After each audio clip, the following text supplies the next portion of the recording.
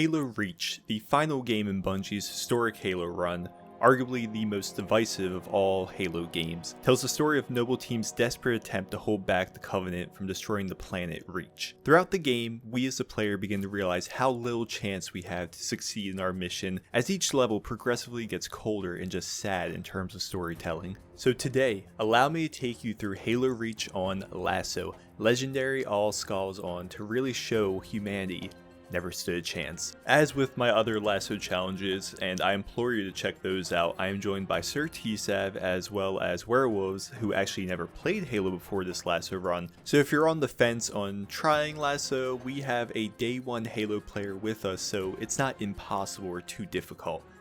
Also, a random fun fact, I'm not the biggest fan of Reach for many reasons, but when the beta first dropped, my 360 got the red ring of death. Maybe it was a sign of things to come. Anyways, with everything out of the way, let's dive into the first mission. It's very important to note that, man, Halo Reach's cutscenes look absolutely stunning. This shot of Reach is beautiful, and the world building Reach did back in 2010 was absolutely insane. We load into Winter Contingency, and our game plan is to try to avoid as many fights as possible. Heading into the first encounter, we carefully pick off grunts and jackals and can quickly move on. To avoid a ton of enemies, we stick hard right and sprint until we arrive at a bridge above a river. Unfortunately, a gaggle of elites arrive, and if you haven't experienced elites in Reach, they are no joke. From dodging constantly, a melee that hits like a truck, and Halo 2 Jackal aim, they make LASO extremely challenging. Our general rule of thumb when dealing with elites was hoping for a backsmack or spamming plasma pistol charge shots and praying they don't dodge out of the way. We find ourselves some vehicles, and after some expert driving, we defeat a huge crowd of enemies to load up onto a Falcon transport. Having been dropped off, our next task is to head to the relay station. On this section, rushing into this room and allowing enemies to come to us slowly to pick them off worked out really well. Nades do come in at a dozen a second at times, but after taking out enough enemies and waiting for a while, the door finally opens up. We enjoy a pretty fantastic cutscene where the super deadly pink elites arrive and ambush our team, as well as kidnapping too, cause why not? So progressing a bit, this server room was a massive roadblock for us. This room is littered with elites and an infamous pink elite, which is much tankier than your average elite. We tried using the forklift at one point to block the elites from coming close to us, but ultimately that failed and our poor forklift was decimated. I tried dropping down to have George distract the elite since he's invulnerable, and it worked with flying colors taking out the sword elite. For our last elite, it was a simple patience game, as it was spamming the concussion rifle like its life depended on it. Nerves were high as we were stuck here for a bit, but after some great team shooting, the elite falls and Winter Contingency is in the books. Next up is Oni's sword base, and we're dropped off to an absolute war zone. Ideally, we want to take out all the enemies flawlessly, but this is LASO, so white elites especially make this beginning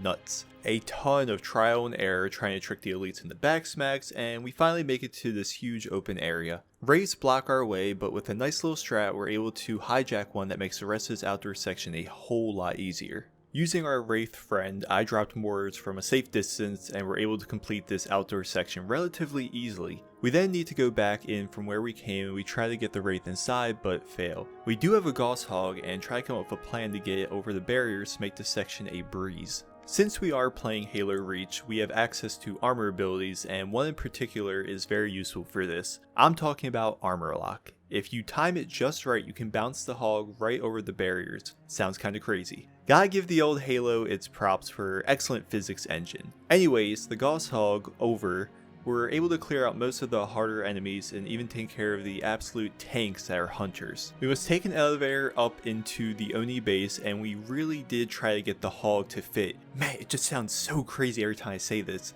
but the elevator does not like this one bit. Now inside the base, we must ascend, and this part is painful. Covenant are crawling everywhere, and white and even gold elites are in our way. Inch by inch, we make our way up to the top, and invisible elites, of course, and banshees are the only thing between us and the end of the mission. Using rockets, we take out the banshees, invisible elites, and the phantom to wrap up Oni sword base. So up next is Nightfall, and I've always appreciated night levels in Halo games. The atmosphere for Nightfall encourages stealth, and for this initial part, that is exactly what we aim to do. The enemies still see us, and I get absolutely blasted into oblivion, unfortunately. We arrive at a fortified Covenant defense, and man, This part can be a nightmare. However, with the power of the forklift and some shimmy, we're actually able to clip through the lock gate to skip this part entirely. Feeling good, we tackled this next part thinking it will be a piece of cake. The game had other plans for us. In addition to a ton of enemies, there are turrets and even phantoms that show up to make it much more difficult to camp out the harder enemies. So inching forward and a lot of trial and error, we get the idea to just take it slow and kill every single enemy. Jackals and grunts aren't too bad to take care of, but those white elites are two-legged tanks. With this being the final part, we finally lock in and can enjoy a fantastic cutscene wrapping up Nightfall.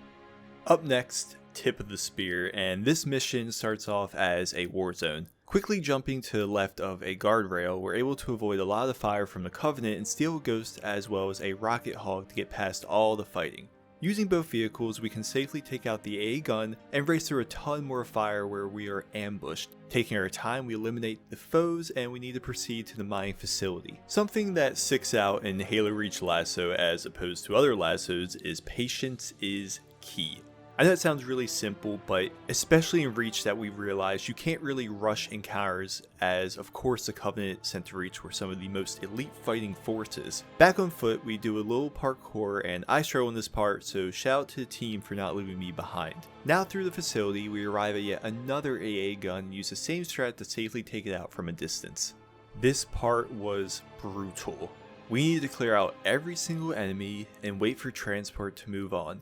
Problem here is we have hunters who are bullet sponges as well as wraiths and elites. Yes, we do have a ghost to do damage, but it's so minimal and you're shooting at one enemy for what feels like minutes to take it out. Eventually transport arrives and this is an on-rail shooter section. It is very tricky as you need to take out the Furok grunts or you will get wiped out, and the checkpoint we had was brutal as it was the start of the encounter. After a grueling redo of this fight, we're back in the Falcons, and this time around we successfully complete it and meet up with George to take on the Spire. If the last encounter was bad, this one was so annoying I wouldn't wish this one on my worst enemy. Entering the Spire itself isn't the issue, defeating the enemies within is. So the Spire is home to a ton of elites shielded by an engineer who are super aggressive. We tried to play it safe and got absolutely demolished. After some time, we realized the elites will stare at anyone on the opposite side of the glass. With this tactic, we can kill the final elite, deactivate the Spire, and escape on a Falcon. Up next, a true testament of how difficult LASO can be, Long Night of Solace. Before we dive in, huge shout out to Prophecy who actually joined us as our fourth from this mission until the very end. This mission starts us off on a beach and our goal is to reach the ships to launch into space for Halo's first ever spaceship fighting type mission. Crazy. So first part isn't that bad. We need to simply destroy a Wraith and take care of some enemies before meeting up with George. We climb into the Saber ships and this cutscene is pretty fantastic. The different angles as well as the gravity of the situation really makes this upcoming part that much more stressful. So usually in LASO, shields don't regenerate unless you get a melee kill, but because we're in a Saber ship, our shields do come back like normal, which is very nice. The general game plan for this part of the mission is to team shoot, team shoot, team shoot. Banshees and Ceres will melt us one-on-one. The best way to take on this part is when you start getting shot at, dive bomb towards Reach, and the enemies will de-aggro. At one point, I got stuck in an endless loop of death, which was pretty funny and reminded me of Doctor Strange torturing Dormammu. A bit in, corvettes will arrive and we need to damage the engines in order to board the massive Covenant ship. A lot easier said than done, but we do take care of the engines and this is where LASO really shows its true colors. There is a ton of enemies here and as soon as we poke our heads out, laser beams are shooting at us without hesitation. The handy box strat was used here as we blocked the hallway leading to us and we would lure elites one by one to safely take them out. After some time, and about an hour and a half in, we meet up with George and some Marines in another hangar which will be very helpful. Inching our way deeper into the ship, we find ourselves into, I guess, the navigation room since there's holograms of Reach. This room has gold elites that have scripted movement so we're able to plan out our attack. However, if you miss the assassinations or they hear you approach, it's a complete failure and you wipe. A lot of trial and error, and the final gold elite was the most stressful. Multiple failed attempts trying to kill it, and finally after multiple sword slices and a beatdown, it finally goes down. In good old Halo fashion, we need to go back to where we came from to meet up with George. But unfortunately, the worst was yet to come. The Pelican Room was brutal. Elites, white and even pink, were here awaiting us. As we all know, the Covenant sent their most lethal and elite forces to take out Reach. Slow and steady here was the call, and not gonna lie, being so close to the end of the mission and running to an absolute stone wall of an encounter so late at night is really starting to put its toll on us. In order to ease the tension, we try even using the Pelican gun, but when you enter it, you can't see anything. We take out all the elites in the room, and the game throws even more at us via the doors, and I hit this elite like 5 to 6 times in the back, and it just tanks and one-shots me. Remember how I said we're about an hour and a half into a mission feeling good? Well, officially 4 hours into the mission, I somehow kill 4 elites back to back, and with T-Sav on the turret, an explosion gives him vision in the Pelican, so using that turret with the final elite on the ramp, it falls and George makes the ultimate sacrifice, tossing us off the ship back to Reach in what I think is the saddest scene in Halo. Long Night of Solace is complete, and George is no more. Having crash landed after getting thrown out of space by George, Exodus is up next. We're in New Alexandria, and it's our job to help civilians evacuate the city. Kamikaze runs flood the hallways, and on LASO, they are horrifying. Take our time, we make it outside and deal with some brutes outside the food court before we begin a real tricky part. So in this section, we need to clear out all the Covenant, then call an elevator while taking out all the Covenant again. The initial waves aren't that bad, but once we need to defend our position, tons of brutes and multiple brute chieftains wielding gravity hammers spawn in. A little butter and elbow grease, and we can take the elevator up after defeating everything. Grabbing jetpacks, we are going to do a pretty tricky skip. Essentially, we will stay beneath all the enemies, and with using the jetpacks, we stay on these metal bars that support all the cargo above. This part took a bit of time, but eventually I'm able to clutch it up and avoid the enemies to spawn everyone up. Now, we must scale Truxidus Tower. I'm sure I butchered that name. And of course, Covenant crawling everywhere. Initially, we were able to scale the tower by using our jetpacks, but not everyone was able to do it, so we decided to just do this part as intended. Up at the landing pad, we carefully take care of all the Covenant, even a fuel rod brute, and wait for transport. We need to escort civilian ships by destroying Wraiths and Banshees, and a lot easier said than done. As we land, it's time for the home stretch. We need to activate the missile batteries. We can easily get one of the batteries activated. At one point, I guess Werewolves was so immersed in his gameplay, he tried to take out Prof himself since Prof was in a ghost. Come here, you f***ing ghost. Are you following me? Oh wait, that's you. Oh my god. This guy was gosh. laying you up, are you serious? Wow. Oh my I god. thought it was a grunt. After a painful hour or so, we activate all the missile batteries and successfully save around 1,800 civilians, so woohoo. New Alexandria is up next, and the plan here was to press hidden buttons to activate a very interesting Easter egg that has a Covenant nightclub. This is actually, believe it or not, the optimal way to take care of this part, as all the brutes that we need to kill are just DJing and bartending. After clearing out the nightclub, we move on to clearing out the rooftops, as we must do that to progress the level. Now heading to the hospital, we're back on foot and the pain begins. So in addition to the enemies being max levels, engineers are here giving them all shielding as well, so lots of fun stuff going on. T-Sav unfortunately broke here, as LASO typically does to people, and just enjoy. What boy, painted you're white. like a pale ass baby face. It's like you Boy, get outta here. drinking milk every day and not wiping your dude. mouth. That is Painted crazy. white, he said. This man baby facing over here. He's mad. Got them skinny baby legs. Oh, what are you talking about? Skinny baby legs, dog. He probably one shaves his leg. legs too. My one leg. Check his legs. Check his legs. He probably bigger shaves than them your shits. body. No.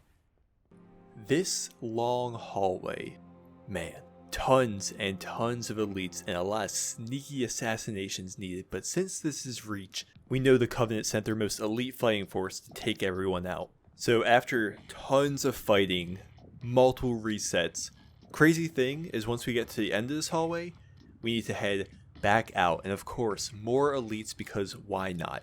At this point, we basically had no ammo, so we had to do a lot of bait and switches. With a combo of holograms and blatant luck, we can wrap this part up and move on to the final encounter. We need to take out a bunch of banshees and phantoms, as well as find rooftops with marines in order to help them out.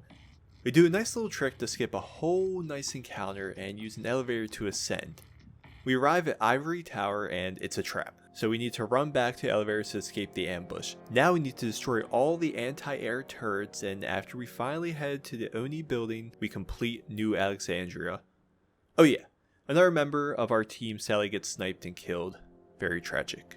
The package is an interesting level as, once again, we're dropped into a war zone, so we don't really have any great strategies going in. Using the tank and various other vehicles, we take out the anti-air guns and just full send it where we fight a ton of elites. Now inside Oni, we must climb this massive structure, and I need to question why this office is built this way. Surely employees don't feel safe ascending this behemoth. Anyways, we power through and find ourselves outside, and it's time to defend Halsey's lab. We do get all the turrets, which honestly aren't really that helpful, but they do distract the enemies, so that's a nice little thing. We have a lot of waves of enemies to deal with, so we had T-Sab and the Banshee flying around doing damage, and Prof and Werewolves back by the main door. I took the role of going deep into enemy territory to try to help out where I could. This part is a bit tedious with million elites and even hunters that make an appearance. At one point right by the end, Prof decided to try to lag switch the lobby for the means, but luckily it failed. We do finally kill all the enemies and boom, the package is complete.